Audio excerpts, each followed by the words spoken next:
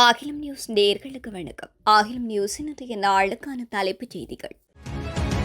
புதிதாக அபிவிருத்தி அடைந்து வருகின்ற வடக்கு மற்றும் கிழக்கு கரையோர பகுதிகளை பாதுகாப்பதற்கு அதிகபட்ச நடவடிக்கைகளை எடுக்குமாறும், கடற்கரை பகுதிகளை அபிவிருத்தி செய்த பின்னர் அங்கு மேற்கொள்ளப்படுகின்ற சட்டவிரோத நிர்மாணங்களால் கடற்கரைக்கு பெரும் சேதம் ஏற்படுவதால் அதை தடுப்பதற்கு அதிகபட்ச சட்ட நடவடிக்கைகள் எடுக்குமாறு ஜனாதிபதி அனுரகுமார திசாநாயக்க அதிகாரிகளுக்கு அறிவுறுத்தியுள்ளார். அந்த நடவடிக்கைகளை கண்காணிப்பதற்காக செயற்பாட்டுக் குழு ஒன்றை நியமிக்குமாறும் ஜனாதிபதி மேலும் அறிவுறுத்தல் விடுத்துள்ளார். வெளிநாட்டு தொழிலாளர்களுக்காக மின்சார வாகனங்களை இறக்குமதி செய்ய வழங்கப்பட்ட அனுமதி பத்திர முறையை பயன்படுத்தி மோசடியான முறையில் வாகன இறக்குமதி செய்த குற்றச்சாட்டொன்றை முன்னாள் ஜனாதிபதி மஹிந்தவின் புதல்வர்கள் எதிர்கொண்டுள்ளனர். வெளிநாட்டு தொழிலாளர்களுக்காக மின்சார வாகனங்களை இறக்குமதி செய்ய வழங்கப்பட்ட அனுமதி பத்திர முறை மூலம் அரசாங்கத்திற்கு 2.4 பில்லியன் ரூபாய் நிதி இழப்பு ஏற்பட்டுள்ளதாக ஆளுங்கட்சி நாடாளுமன்ற உறுப்பினர் ருவன் திலக ஜாக்குடி நாடாளுமன்றத்தில் தெரிவித்துள்ளார்.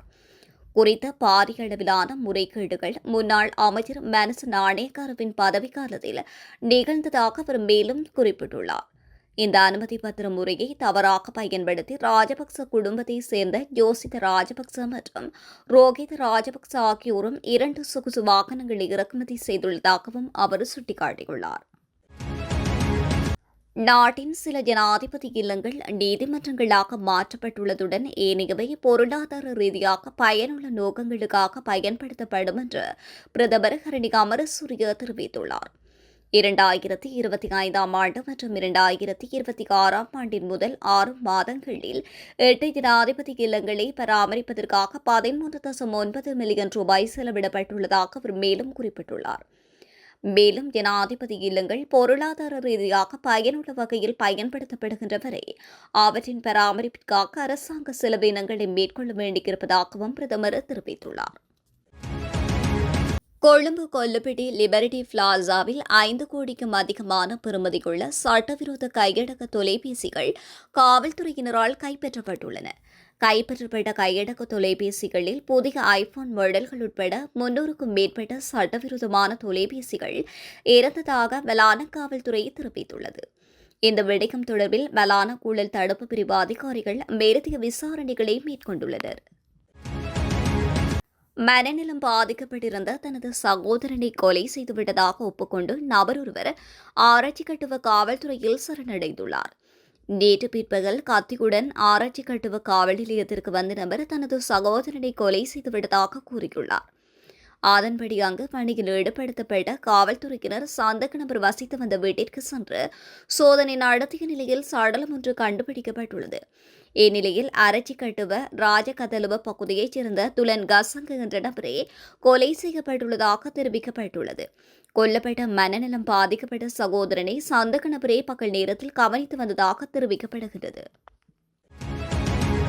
கடலில் குளித்துக் கொண்டிருந்த இளைஞர் ஒருவர் நீரில் மூழ்கி உயிரிழந்ததாக களுத்துறை தெற்கு தலைமையக போலீசார் தெரிவித்துள்ளனர். உயிரிழந்தவர் களுத்துறை வடக்கு சிறினிவாச வீதியில் வசிக்கும் அனுகஸ் கவிஸ்க டி சில்வாக் என்ற 20 வயதுடைய இளைஞர் என்று அடையாளம் காணப்பட்டுள்ளார். குறித்த இளைஞர் வாகன பொறிமுறை கற்கை நெறியை பயின்று வருபவர் ஆவார். அவர் நேற்று பிற்பகல் களமலை தேவாலயத்திற்கு பின்னால் உள்ள கடலில் குளிக்க சென்றபோது நீரோட்டத்திற்கு சிக்கி கடலில் அடித்து செல்லப்பட்டதாக தெரிவிக்கப்படுகின்றது. சீன பிரஜையிடம் 2 கோடி ரூபாய் கொள்ளையிட்ட சம்பவத்தில் மேலும் 4 கைது செய்யப்பட்டுள்ளதாக போலீசார் தெரிவித்துள்ளனர்.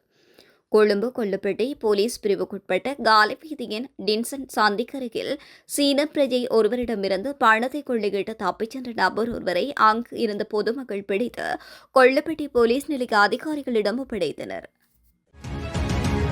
நாட்டில் இந்த ஆண்டில் இதுவரையில் பதிவாகியுள்ள டெங்கு நோயாளர்களின் எண்ணிக்கை 78,125 உயர்வடைந்துள்ளதாக தேசிய டெங்கு கட்டுப்பாட்டு பிரிவு தெரிவித்துள்ளது.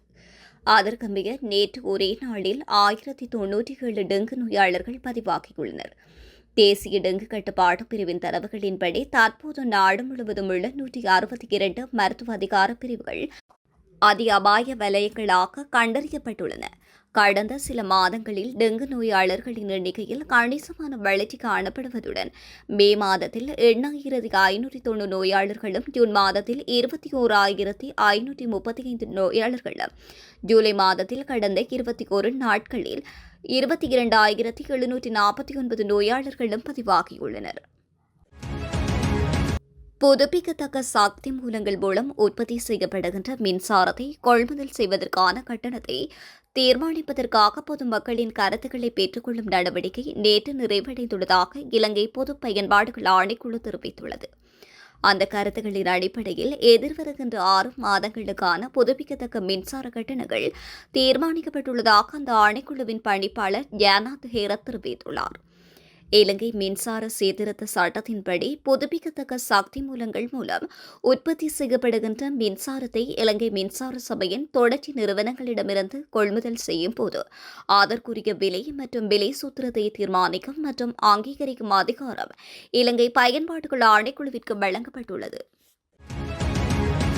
கம்பளை போலீஸ் பிரிவுக்குட்பட்ட கிரிமட்டிக மில்லகாமுவ பகுதியில் இளைஞர் ஒருவர் தூக்கிட்டு உயிரிழந்த நிலையில் சடலமாக மீட்கப்பட்டுள்ளார்.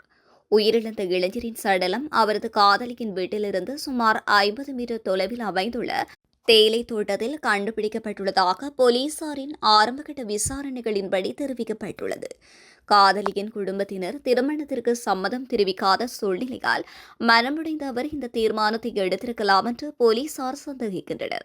எனினும் உயிரிழப்புக்கான துல்லியமான காரணம் குறித்து இதுவரையில் அதிகாரப்பூர்வமாக உறுதிப்படுத்தப்படவில்லை. பயிரிழப்புகளால் பாதிக்கப்பட்ட விவசாயிகளுக்கு இழப்பீடு வழங்குவதற்காக உருளைக்கிழங்கு மற்றும் காய்கறி பயிர் செய்கையை உள்ளடக்கிய ஒரு புதிய காப்பீட்டுத் திட்டம் அறிமுகப்படுத்தப்பட்டுள்ளது. விவசாய மற்றும் கமநல காப்புறுதி சபை இந்த புதிய காப்புறுதி திட்டத்தை அறிமுகப்படுத்தியுள்ளது. ஆரம்ப காப்பீட்டுத் தொகையில் 7% கட்டணத்தை செலுத்துவதன் மூலம் விவசாயிகள் இக்காப்பீட்டு பாதுகாப்பை பெற முடியும் என்று அந்த சபை தெரிவித்துள்ளது. இத்திட்டமானது சக்கர வெள்ளிக்கிழங்கு, மரவள்ளிக்கிழங்கு, கிரிகல, பீட்ரூட், முட்டைக்கோஸ், கேரட், லீக்ஸ், கத்தரிக்காய், வெண்டைக்காய், பயறு அல்லது பீன்ஸ், மிளகாய், தக்காளி, பாகற்காய், பூசணி உள்ளிட்ட விவசாய திணைக்களத்தினால் பரிந்துரைக்கப்பட்ட பயிற்சிகள் உள்ளடங்கும் என்று சபை தெரிவித்துள்ளது. முன்னாள் ஜனாதிபதி கோட்டாபய ராஜபக்சவின் தனிப்பட்ட செயலாளரான சுகீஸ்வர பண்டாரவை எதிர்வருகின்ற 30ஆம் தேதி வரையில் விளக்கமறியலில் வைக்குமாறு கோட்டை கொழும்பு நீதவான் நீதிமன்றம் உத்தரவிட்டுள்ளது. இது தொடர்பான வழக்கு கொழும்பு கோட்டை நீதவான் நீதிமன்றத்தில் நேற்றைய தினம் எடுத்துக் கொள்ளப்பட்ட போதே குறித்த உத்தரவு பிறப்பிக்கப்பட்டுள்ளது. ஜனாதிபதியின் செலவு தலைப்பின் கீழ் 2 சம்பளங்களை பெற்றதாக சந்தேகத்தின் பேரில் அவர் கைது செய்யப்பட்டு விளக்கமறியலில் வைக்கப்பட்டுள்ளார். கொழும்பிலிருந்து மன்னார் நோக்கி அருட்சகோதரிகள் பயணித்த வாகனம் ஒன்று விபத்துக்குள்ளாகியது.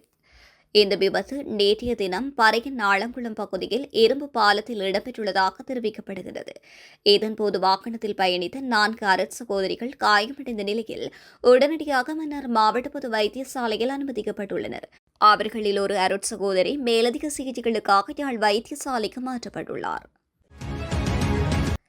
டெல்டனிக பன்விலை பகுதியில் அமைந்துள்ள நீர்வீழ்ச்சி ஒன்றில் தவறி விழுந்து 2 சிறுவர்கள் உயிரிழந்துள்ளனர். 13 மற்றும் 15 வயதுடைய 2 சிறுவர்களே இவ்வாறு தவறி விழுந்து உயிரிழந்ததாக போலீசார் தெரிவித்துள்ளனர்.